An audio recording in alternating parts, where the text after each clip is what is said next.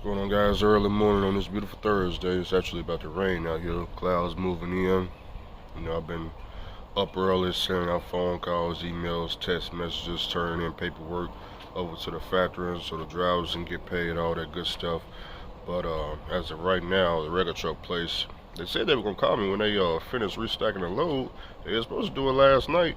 I didn't get no phone calls or nothing, so I'm assuming they haven't started. And then it's finna rain. It's finna pour down actually. So I don't know. I don't know what's gonna happen with that situation. All I can do is wait. So more than likely the driver gonna have to go handle that because I got to get back down to Atlanta, Georgia with my pneumatic tank and continue making this money on the side loads. Mr. Charlie is expecting us. So yeah, we still working the side loads. I just had to come up here for a second to handle this situation, and then I got to get back down there. Plus, I left my pneumatic trailer down there, so you know. As far as the Classic go, man, I hit a belt break underneath the hood. The Classic got 3 fan belts. Well, one of them broke, and I'm only down to 1 fan belt going around the fan, which ain't good. So I'm probably, cause I got fan belts underneath the bunk. I'm probably going to have to go to TA and have them just take that fan belt off and put 3 new fan belts on. I tried to call Zimbabwe, but last time I seen him, he said he didn't know how to do it on the 12.7, so that's not an option. So I need to get 3 fan belts put on, change the filters. I'm gonna go to Freightliner and get the filters, fuel filters, oil filters, all that good stuff. Make sure I got some oil and some coolant ready to go in the truck. So we finna be running hard, man. We running hard this week. We running hard because you know what I'm saying. It's as many loads as I can do. We trying to do 3 a day. Yeah, 3 a day, 3,000 a day for you drivers that just ain't gonna ever catch on. Okay, so that's what we gonna be doing. Ain't no scales this week. No scale house. We'll say Thursday. They gone home for the weekend. Yeah, they gone home for the weekend. Ain't no DOT blitz. It ain't no inspection, 72-hour inspection. Ain't none of that. They gone home, baby. They tucked away for the weekend. And we finna be really getting to it out there in Atlanta, Georgia, baby. Really getting to it. So when you see that Classic come down that interstate, now I don't know why y'all pretending like y'all don't know it's me. I'm the only driver in America with that Classic hooked to that old school pneumatic tank, and you know it's me. Even though you can't see the side of the door to say CAJ, you know it's me. I'm the only driver with a Classic with that old school pneumatic flying down down through Atlanta, Georgia. You know it's me. Go on, blow that horn, baby. Sometimes I'll be on channel 19. It just depends on if I got the volume up or not. I'll be back at banging. I got the speakers going in that thing, so sometimes it get hectic up in there, boy. When you focusing, you got that music blasting, boy. Sometimes, that little CB radio be down, but hunt the horn a little bit. Some of y'all done pulled up on me on the side of the interstate, like Andrew. Yeah, that's me. Yeah, I'm the Classic boys, baby. We the Classic boys. Really out here getting to it. We gotta get them silos fuel, get that money in our pockets, because everything paid off. Now don't you know insurance renewal, that's around the corner. Ask me how I'm gonna afford it. Ask me how, yeah, Andrew, how you gonna afford to pay that, man? You owe $8,000, Andrew. $8,000 to run for all of 2024. Where you gonna get that from? Mr. Charlie. Mr. Charlie gonna pay for it. Yeah, that's what we got. That's what we had. Them Mr. Charlie silos, baby. Who else gonna keep us in business? What's wrong with y'all? I'm just talking shit. Don't mind me. But I'm thinking one of the tires on the pneumatic trailer is gonna give way this week. So I'm gonna keep my eye on it. If it look like it's gonna pop, I don't think it ain't gonna pop today. If it look like it's gonna pop by Saturday, I'm gonna go to Southern Tire Mart, cause I think my the tire shop, I want to say that tire shop that I told y'all about, I think it's Monday through Friday. I don't think they open on the weekend. I'm not sure though. I know y'all wondering about that AC system. Look here, drivers. We bet they made more than enough money to fix the AC system. I just don't care. I'm the one driving it. It'll get fixed whenever I feel like. Whenever I just got a bunch of free time and I just want to spend some money. Right now I'm OG tight pockets. We got a lot of money going out all over the place. We don't know where it's going. First of all, we dealing with an impound. Well, we already paid the impound. We dealing with the record servers. Okay, so yeah, OG tight pockets around here. Yeah, we can't no money go matter. We ain't making no money for the women. We ain't making no money. Don't contact in. We ain't making nothing.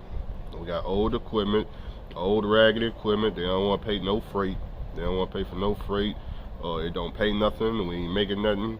And none of our equipment is over the age of 2000. So yeah, we ain't making. And we always in the shop. Everything we got is in the shop. The classic in the shop. The trailer in the shop. Everything is in the shop.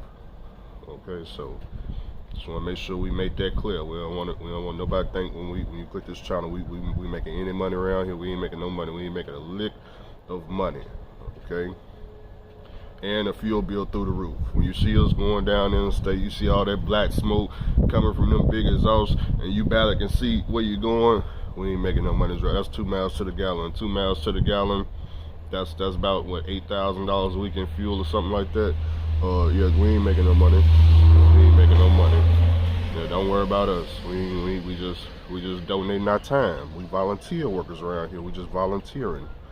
That's right. We on a training exercise. We volunteering around here. But to everybody else in trucking that's got a brain and is educated, I'm looking to push $3,000 a day, every day this week. So, you know, hopefully it don't rain every day, man. That'll mess everything up. We ain't gonna mess everything up. It'll just slow us down. We can't. If it rains, we can't go as fast as we want to because it's raining, you know. But I gotta check the weather. I know it's gonna rain today, which I don't care if it rain today. I don't plan to leave out probably until after this rainstorm go away. I gotta see about this flatbed trailer before I leave up out of here though. But hopefully this ain't something that's gonna last all weekend. So I need to go to Walmart, man. Go ahead and get all the food for the weekend so I can fill the refrigerator up. I'm trying to think what type of breakdown I can expect this weekend on the Classic. If there was a breakdown, like I said, I'm down to one belt. I'm just gonna go ahead and have TA go ahead and put them other 3 belts on. Although I do think that one belt, I think it's gonna hold on. You know, the belt that broke, it didn't have any grip behind it whatsoever. It was just straight smooth. And when I put my hand behind the belt that's still on, it felt like it was brand new. It had plenty of grip, so I don't think it'll be a big deal. But just in case, we got mobile mechanics on standby. We got our mobile mechanic right there in Atlanta, Georgia, if we break down out that way. So it's not a big deal.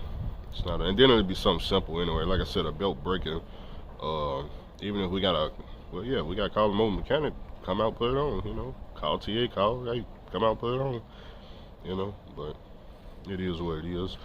Hopefully we don't have no breakdowns, okay? No breakdowns, no tire pops, okay? And remember, when I talk about breakdowns, we're talking about the most basic of breakdowns. We're not talking about blowing no engine, blowing no transmission, blowing no clutch, or nothing like that. We're just talking about some of the most simplest things that could go wrong with a truck. So, you know, what else I want to tell y'all? What else? Oh, you guys gonna blow my phone up and ask me, Andrew, are you hiring? Andrew, do you need help? Andrew, I don't have any control over, you know, me being able to add trucks. Mr. Charlie, I told y'all about this. Some of y'all ran the numbers. Don't be counting my pockets. Some of y'all ran. I said, man, Andrew, man, if you stay on there a whole year straight, you will net $500,000. I know that, and Mr. Charlie know that. That's why he ain't gonna let me do it. Yeah, because you know I'm gonna stay down there. Y'all don't let me stay down there a whole year. I'm gonna work every single day. Don't you worry about it, driver. We no time off whatsoever. Yeah, and as soon as I do it, yeah, I'm gonna go and take all that money and go buy the biggest house I can find. Okay, see, that's why they ain't gonna let Mr. Charlie getting that money. I'm just saying. You know, he actually getting way more than that. They're getting way more than that. You gotta think, Mr. Charlie got his whole carrier bringing loads into the silo, so it's not just my truck by itself. It's my truck and all of his trucks. So, you know, it's just, wait a minute, let me rephrase that. Mr. Charlie, when his trucks come in, they drop they loaded trailers down, and Mr. Charlie Harrod, the one guy, he just unload all day. So yeah, that sounded a lot better. So Mr. Charlie got drivers that bring loaded trailers in. They drop they loaded trailer, pick up an empty, and they leave. Okay, so it's not a line to unload anything like that. So when I get there, somebody's already unloading the tank, but the guy that's unloading, his job is he just get paid to unload 12 hours a day. Then they shift work. So day driver or the day unloader, he gone. Night unloader come in and he'll finish unloading for the next 12 hours. So that's how that works. And then when I show up, they be thanking God because they can finally take a break. So, but yeah, the silos, the silos, it don't stop. They got to keep that product pumping in that silo non-stop. So, so that's why I try to educate drivers about the money in truck driving, because I understand that, when you're a company driver, looking at it from a, should I go from company driving to being a lease op or being an owner operator in my company? Well, a lease operator, I'm a company driver, I'm making $2,000. A lease owner operator over here, they making the same thing, and an owner operator, well, they making the same thing too. That's how it seems. That's how, and a lot of times that's how it be. But it's not that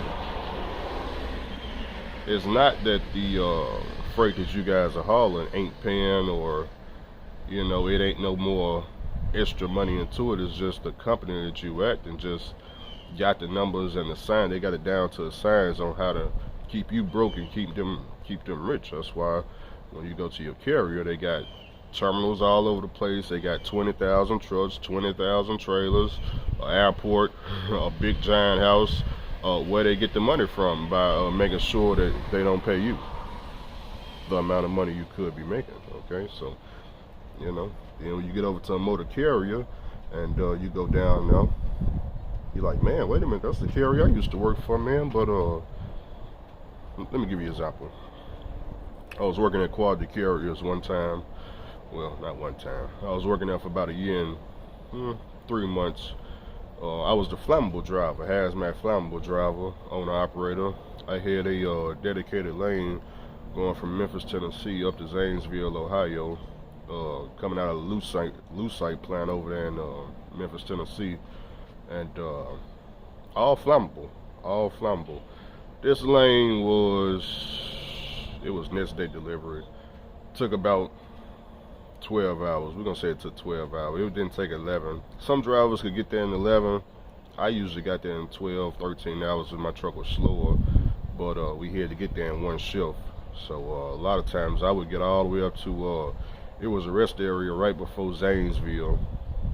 I know you go past the scale, then there was a rest area within like an hour or two. I used to always make it to right there and just fall asleep, man, and then as it got closer to time to deliver, I just PC'd on the rest of the way, illegally, of course, because that's just how, trucking works sometimes, even on the hazmat division. But, the lane at the time was like $2,500. How many miles was that? Yeah, I had to look it up on Google Maps. Somewhere between 600 to 700 miles. Memphis, Tennessee to Zanesville, Ohio. But the lane didn't pay no more than, I want to say, like $2,500 or somewhere around there, $2,500. I think about $2,500. That's all they said the lane paid, and then I got 65% of that. Wasn't no money. Well, looking back on it, it don't even make no sense to haul a flammable load with a $5 million insurance policy from Memphis, Tennessee to Zanesville, Ohio for 25 nothing. It doesn't even make a logical sense, especially with the high cost of insurance. You got to have a $5 million insurance policy. So the question is, well, Andrew, what would you pay, or what would you charge to go about 700 miles with a pneumatic tanker? Would you charge $2,500 for non-hazmat bulk products? Tales from a truck driver.